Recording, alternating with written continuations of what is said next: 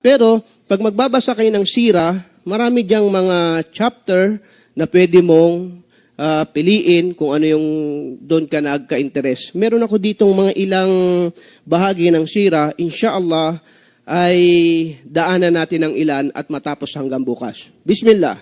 Una, si Buhaira, nang ang Rasulullah sallallahu alaihi wasallam ay 12 taong gulang, bata pa lang. Yas'a, kaya nang tumakbo parang si Ismail alayhi salam.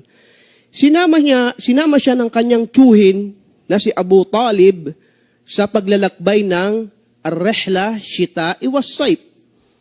Ito ay nabanggit na natin noon na nang si Hagar alayha salam ay nagutom si Ismail, na kung saan doon bumulwak ang tubig ng Zamzam. At simula noon nakita ito ng mga traveler na Arab from Yemen na nagpupunta ng Sham, na yan ay pabalik-balik sila dyan, kaya sila tinawag na Arabiya dahil sa kanilang karaban, hanggang nagkaroon doon ng sibilisasyon sa Makkah, doon sila nanirahan. Ang trabaho na yun ng Arab na nangangalakal mula sa Yemen at papuntang Sham, lumang panahon yun ngayon Syria, yan na yung mga lugar na yan, ay nagtatravel sila ng tag-init at taglamig, tag-init at taglamig, maging sa panahon ng Rasulullah sallallahu alaihi wasallam, ginagawa pa rin yun ng Arab. Ngayon, hindi na.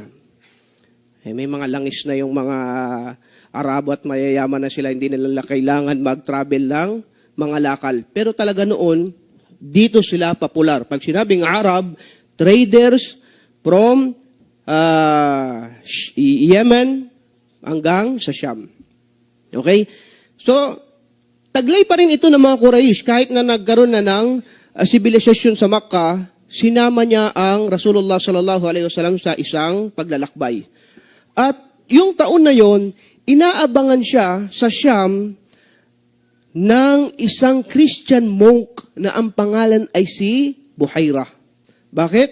Sapagkat siya ay maalam sa kasulatan.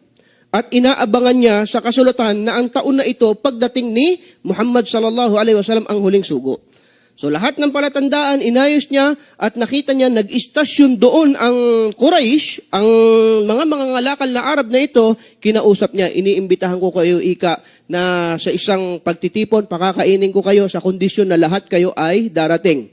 Bakit? Gusto niya makita kung sino doon si Muhammad, hahanapin niya. Marami sila, isang grupo ng caravan. Sabi niya, papakainin mo kami libre? Sabi ng pinuno, yes, libre, basta lahat kayo.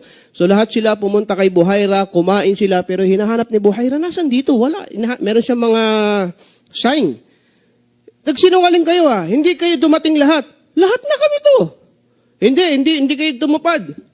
Ang sabi ng pinuno nila, isa sa kanila, meron isang naiwan, tagapagbantay ng gamit, bata pa yun, imposible na anumang kailangan mo sa kanya. Dalhin niyo siya sa akin. Siya yung hinahanap ko.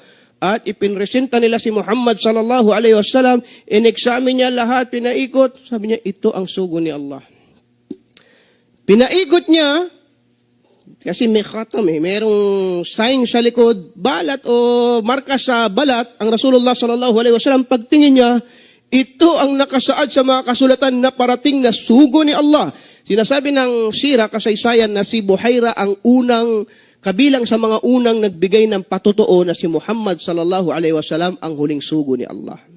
Hindi pa alam yun ng mga Quraysh, pero binigyan niya ng katuruan ang mga Arabo na ito na yan ang huling